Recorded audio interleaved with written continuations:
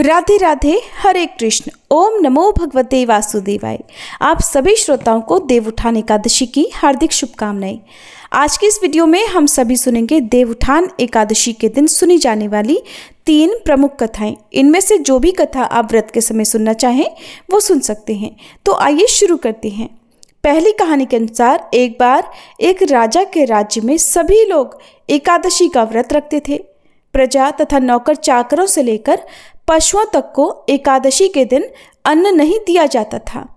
एक दिन किसी दूसरे राज्य का एक व्यक्ति राजा के पास आकर बोला, महाराज, कृपा करके मुझे नौकरी पर रख लीजिए, मुझे काम की आवश्यकता है। तब राजा ने उसके सामने एक शर्त रखी कि ठीक है, रख लेते हैं, किंतु रोज तो तुम्हें खाने को सब कुछ मिलेगा, पर एकादशी को अन्न नहीं मिलेगा। उस व्यक्ति को तो काम की आवश्यकता थी, इसलिए उस समय उसने हाँ कर ली। पर एकादशी के दिन जब उसे फलाहार का सामान दिया गया तो वह राजा के सामने गिड़गिड़ाने लगा, कहने लगा, महाराज, इससे तो मेरा पेट नहीं भरेगा, मैं तो भूखा ही मर जाऊंगा, मुझे कृपा करके अन्न दे दीजिए। राजा ने उसे शर्त की बात याद दिलाई, पर वह था कि अन्न छोड़ने को तैयार ही नहीं हुआ। तब राजा ने उस पर तरस खाकर उसे आटा, दाल, चावल आदि दे दिए और वह हर दिन की तरह आज भी नदी पर पहुंचा और स्नान करके भोजन पकाने लगा।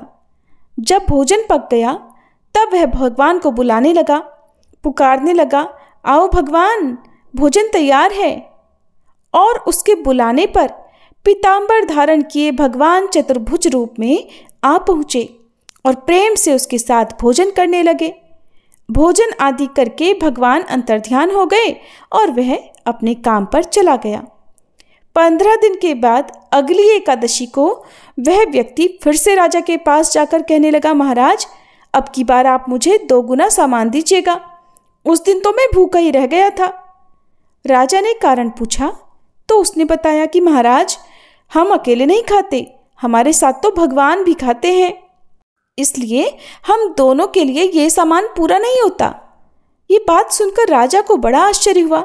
बोला, मैं नहीं मान सकता कि भगवान तुम्हारे साथ खाते हैं। अरे, मैं तो इतना व्रत रखता हूँ, पूजा पाठ करता हूँ, दान देता हूँ, पर भगवान ने तो मुझे कभी दर्शन नहीं दिए, फिर भला तुम्हें दर्शन कैसे हो सकते हैं। राजा की बात सुनकर वह व्यक्ति बोला, महाराज, यदि विश्वास न हो तो मेरे साथ चलकर आप खुद ही देख लो। अब राजा उस व्यक्ति के पीछे पीछे चलकर गया और एक पेड़ के पीछे छुपकर बैठ गया। उस व्यक्ति ने नदी किनारे जाकर पहले नदी में स्नान किया, फिर भोजन बनाया और भगवान को पुकारता रहा। पुकारते पुकारते सुबह से शाम हो गई, लेकिन भगवान नहीं आए। जब भगवान नहीं आए तो अंत में उस व्यक्ति ने थक हार कर कहा, हे भगवान, यदि आप नहीं आए तो मैं नदी में कूदकर अपने प्राण त्याग दूंगा। लेकिन भगवान तब भी नहीं आए। और अब वह व्यक्ति जब अपने प्राण त्यागने के उद्देश्य से नदी की तरफ बढ़ा और प्राण त्यागने का उसका इरादा दृढ़ जानकर तब भगवान शीघ्र ही प्रकट हुए और हाथ पकड़कर उसे नदी में कूदने से रोक लिया और उसके साथ बैठकर बड़े प्रेम से उसका पकाया हुआ भोजन करने लगे। भोजन करने के बाद भगवान उसे अपने विमान में बिठाकर अपने धाम में ले गए। ये देखकर राजा, जो पेड़ के पीछे छिपा था और सारा दृश्य देख रहा था, सोचने लगा कि व्रत उपवास से तब तक कोई फायदा नहीं होता जब तक मन और भावनाएं शुद्ध न हो। इससे राजा को ज्ञान मिला और वह भी मन से व्रत उपवास करने लगा और अंत में वह भी भगवान विष्णु की कृपा से स्वर्गलोक को प्राप्त हुआ। दूसरी कहानी के अनुसार एक बार एक राजा था। उसके राज्य में प्रजा बहुत सुखी थी। उसके राज्य में एक नियम था कि एकादशी के दिन कोई भी ना तो अन्न ग्रहण करता था, यहाँ तक कि एकादशी के दिन अन्न बेचने तक की मनाही थी। राज्य में सभी कोई फलाहार करते थे। एक बार भगवान ने राजा की परीक्षा लेनी चाहिए, तो भगवान ने एक सुंदरी का रूप धारण किया और एक सड़क के किनारे बैठ गए। तभी राजा उधर से निकला और सुंदरी को देखकर हैरान रह गया। उसने पूछा, हे सुंदरी, तुम कौन हो और इस तरह यहाँ क्यों बैठी हो? तब सुंदरी स्त्री बने भगवान बोले, मैं बेसहारा हूँ, इस नगर में मेरी जान पहचान का कोई नहीं है, मैं किसके पास जाऊँ, किससे सहायता मांगूँ? राजा उसके रूप पर मोहित हो गया और बोला, तुम मेरे साथ महल में चलकर मेरी रानी बनकर रहो। सुंदरी बोली, महाराज, मैं आपकी बात तो मानूंगी, पर आपको अपने राज्य का अधिकार मुझे सौंपना होगा। आपके राज्य पर पूरी तरह मेरा अधिकार होगा और मैं जो भी बनाऊंगी वही तुम्हें खाना होगा। राजा तो उसके रूप पर मोहित था ही, इसलिए उसने उसकी सारी शर्तें स्वीकार कर ली। अगले दिन एकादशी थी। रानी ने आदेश दिया कि बाजारों में अन्य दिनों की तरह अन्न बेचा जाए और उसने घर में मांस, मछली आदि पकवान बनाए और परोसकर राजा से खाने के लिए कहा। ये देखकर राजा हैरान होकर बोला, रानी, आज तो एकादशी है, इन सब को तो वर्जित माना जाता है। यहाँ तक कि हमारे राज्य में तो अन्न तक नहीं बेचा जाता और मैं तो केवल फलाहार ही करूँगा। तब रानी ने शर्त की बात याद दिलाई और बोली, या तो खाना खाओ, नहीं तो मैं बड़े राजकुमार का सिर काट लूँगी। राजा ने अपनी यह दयनीय स्थिति अपनी बड़ी रानी से कही तो बड़ी रानी बोली, महाराज, धर्म मत छोड़िए, बड़े राजकुमार का सिर दे दीजिए। हमें पुत्र तो फिर से मिल जाएगा, पर अगर धर्म चला गया तो धर्म कभी दोबारा नहीं मिलेगा। इसी दौरान बड़ा राजकुमार खेल कर आ गया। माँ की आंखों में आंसू देखकर वह रोने का कारण पूछने लगा तो माँ ने उसे सारा हाल बता दिया। तब वह बोला, माँ, आप परेशान मत होइए, मैं अपना सिर कटाने के लिए तैयार हूँ। पिताजी के धर्म की रक्षा होगी और जरूर होगी। अब राजा बड़े दुखी मन से अपने इकलौते राजकुमार का सिर देने को तैयार हुआ।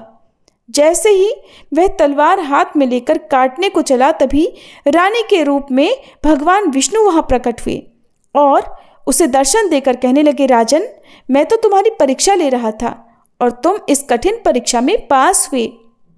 भगवान ने प्रसन्न मन से राजा से वर मांगने को कहा। तब राजा बोला, हे प्रभु, आपका दिया हुआ सब कुछ हमारे पास है, आप बस हमारा उद्धार करें। और उसी समय वहां एक दिव्य विमान उतरा। राजा ने अपना राज्य पुत्र को सौंप दिया और विमान में बैठकर वह परम धाम को चला गया। देवउठान एकादशी की प्रमुख कथा के अनुसार एक बार शंखासुर नाम का एक राक्षस था। शंखासुर ने तीनों लोकों में बड़ा आतंक मचाया हुआ था। उसके अत्याचार से त्रस्त होकर सभी देवता भगवान विष्णु की शरण में गए और भगवान विष्णु ने तब उस राक्षस से युद्ध किया और यह युद्ध कई वर्षों तक चला।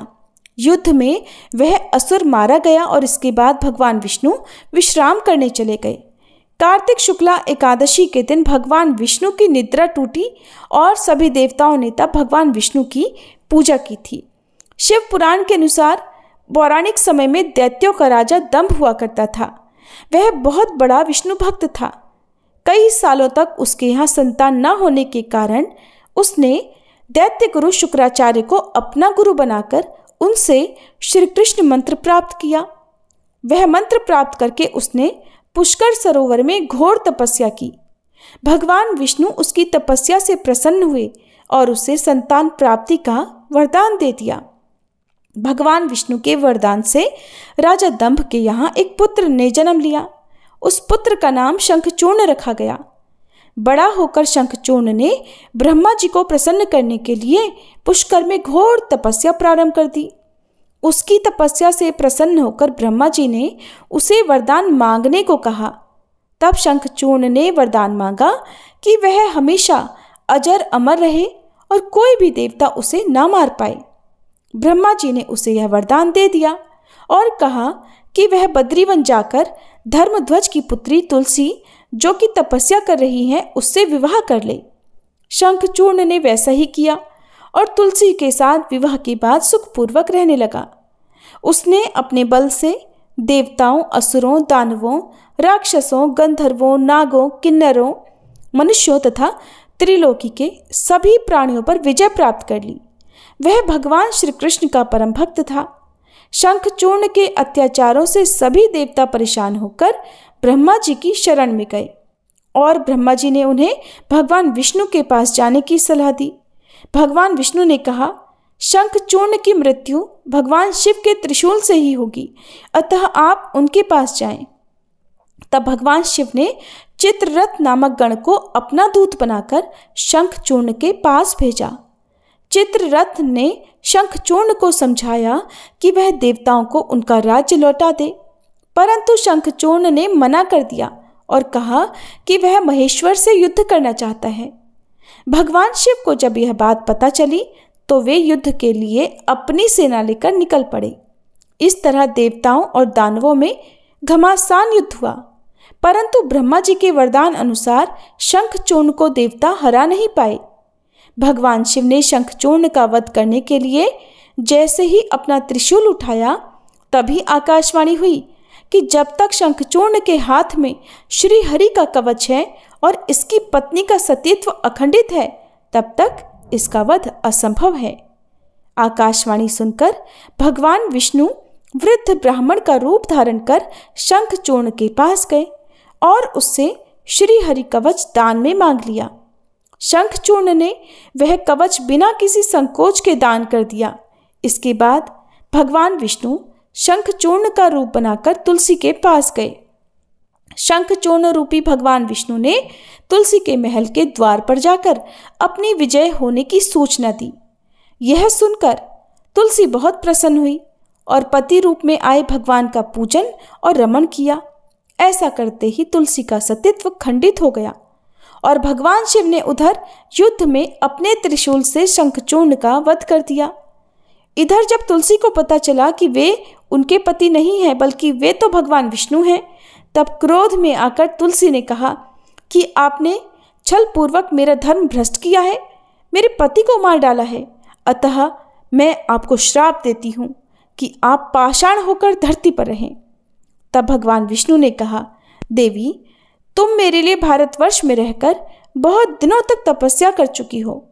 तुम्हारा यह शरीर नदी रूप में बदलकर गंडकी नामक नदी के रूप में प्रसिद्ध होगा।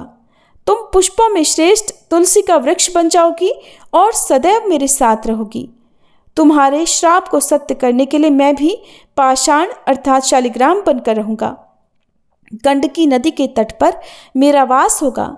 देव प्रबोधिनी एकादशी के दिन भगवान शालिग्राम और तुलसी का विवाह संपन्न कर मांगलिक कार्यों का शुभारंभ इसीलिए किया जाता है और हिंदू धर्म की मान्यताओं के अनुसार इस दिन तुलसी शालिग्राम विवाह करने से अपार पुण्य प्राप्त होता है।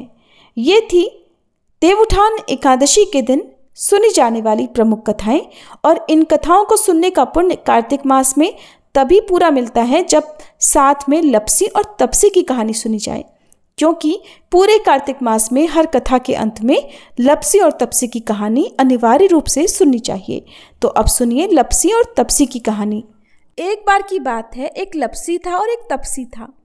तपसी तो भगवान की तपस्या करता था और लपसी सवा सेर की लापसी बनाकर उसका भोग लगाकर जीम लेता था। एक दिन वे दोनों आपस में झगड़ा करने लगे। लपसी बोला मैं बड़ा हूँ, तपसी बोला मैं बड़ा हूँ। इतने में ही देवर्षि नारद वहां आए और बोले तुम दोनों क्यों झगड़ा कर रहे हो। लपसी ने बताया कि हे देवर्षि मैं बड़ा हूँ और तपसी ने कहा मैं बड़ा हूँ। तपसी बोला मैं सारा दिन भगवान की पूजा करता हूँ इसलिए मैं बड़ा हुआ। यह सुनकर नारद जी ने कहा कि मैं तुम्हारा फैसला कल कर दूंगा। कार्तिक मास चल रहा था। दूसरे दिन लपसी और तपसी नहाकर आए तो नारद जी ने 1.25 करोड़ की अंगूठी उनके आगे फेंक दी। लपसी का ध्यान उस अंगूठी पर नहीं गया। तपसी तपस्या करने बैठा तो उसे जमीन पर पड़ी हुई अंगूठी दिखाई पड़ी और उसे उसने अपने घुटने के नीचे छुपा लिया और तपस्या करने लगा। उधर लपसी लापसी बनाकर उसका भोग भगवान को लगाकर जीमने बैठ गया।